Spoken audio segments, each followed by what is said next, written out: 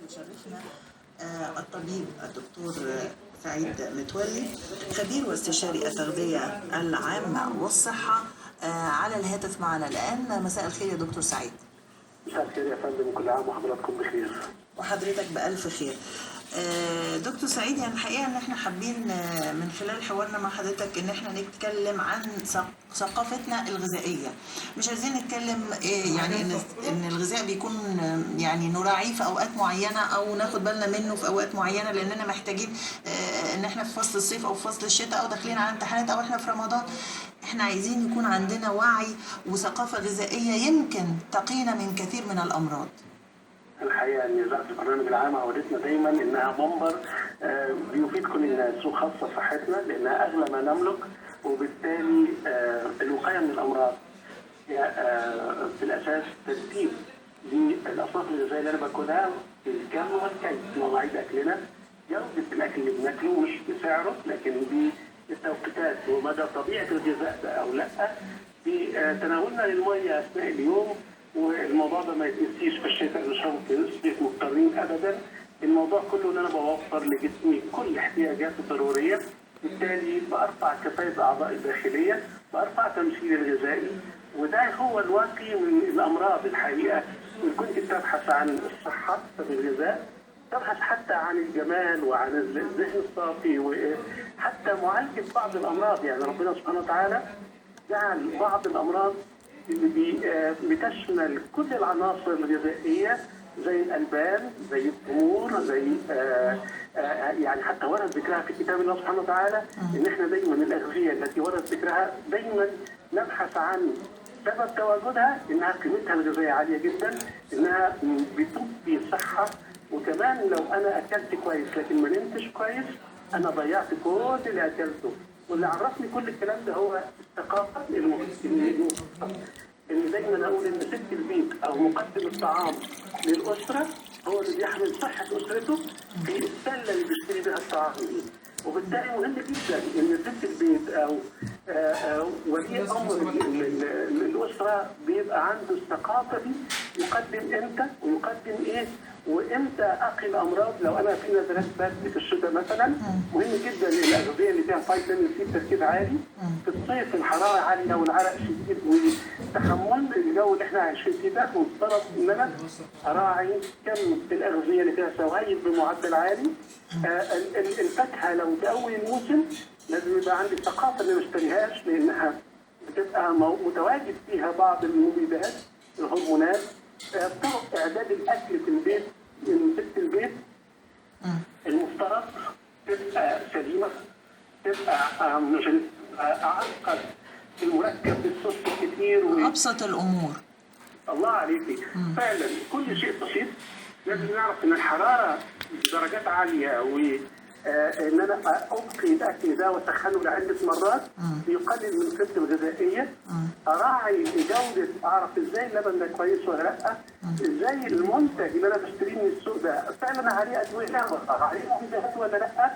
انا عايز انفع صحه اسرتي بثقافتي قبل ما بجودتي او جوده ادائي في المطبخ. كميه الاكل اللي باكلها مفترض اعرف ان بالليل جهاز الهضمي كفاءته اقل من النهار. الليل ربنا جعله للراحه. ان انا لو لعبت رياضه قدامي 4 ساعات عشان جسمي يقدر يرتاح بعديه من النوم العميق، انما لو شربت قهوه عايز 5 ساعات عشان اقدر ادخل في حاله النوم المريح ليا.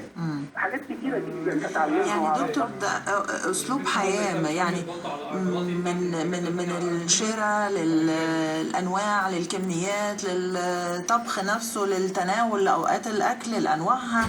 اعتقد كمان انه بيرافق هذا شق اخر، وهو اسلوب حياتنا بقى الحركي مواعيد النوم، الرياضة، التوتر. يعني أعتقد أن ده شيء مكمل.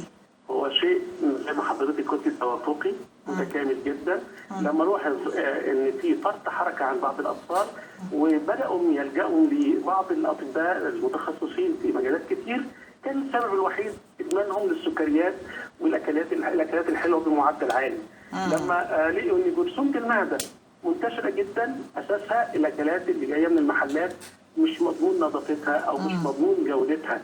عند نقول عدم التركيز والشتات والكلام ده نتيجه السهر الكتير والتوجيهات الكتير اللي احنا بنتناولها خلال اليوم، ومشروبات متنوعه، كافيينات، نسكافيه والشاي كتير والشوكولاتات بمعدل، الحاجات الكتير دي قوي. المفترض اعرف انا هدخل جوه جسمي ايه، اعرف هيتمثل امتى، ويا ترى اللي اكلته ده يعني المفروض كل واحد فينا يا دكتور هو مش طبيب لكن يكون برضو طبيب. لا هو يعني هقول لحضرتك حاجه.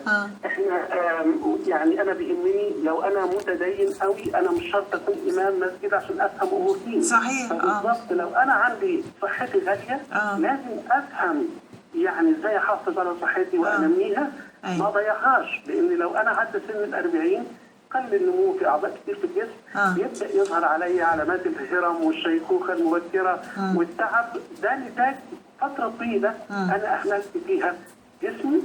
عايز اقول ان الامراض الكثيره، النحافه والتقزم، ونقول ان الشعر والسمنه والالتهابات والضغط والحساسيات اساسها انا ما كنتش كويس لا في الكم ولا في الكيف. يعني انا بيجيلي احيانا حالات بتقول لي فخوره انها بتاكل مره واحده في اليوم او مرتين في اليوم. ده مش فخر يعني. برافو عليكي. اكلنا المتوازن بالكميات، يعني من 3 ل5 مرات. مش هاكل كتير وهوفر لجسمي متطلباته. قد ايه الخضروات الورقيه مهمه، قد ايه الفاكهه في الموسم بتاعها مهمه، قد ايه انا لو تعبت الجا لعسل نحل طيب وما يكونش بس طبعا ما اكونش بعاني من ارتفاع نسبه السكر مثلا. عسل النحل الطيب الممتاز بالعكس يخفض نسبه السكر. لكن اضمنه ازاي؟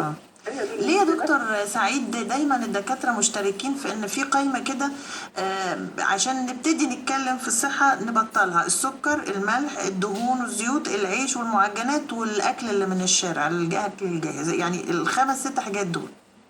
سؤال جميل جدا. الكيفيه اللي ربنا خلق بيها المكونات دي خلقه متكامله. لو تخيلت حضرتك الحبوب الكامله فيها الرده، والرده الالياف. تخيل حضرتك ان نقول ان دي اللي انا باكل بيه المخبوزات وسبب الام القولون وارتفاع السكر والكلام ده هو عباره عن النشا والكربوهيدرات فقط. لكن الالياف اللي اتخذت الرده دي فيها اكثر من 15 عنصر مهمين جدا، السيلينيوم والكالسيوم والبوتاسيوم. فيها الالياف اللي بتساعد على حركه الانسولين جوه القولون وتفريغ القولون منها.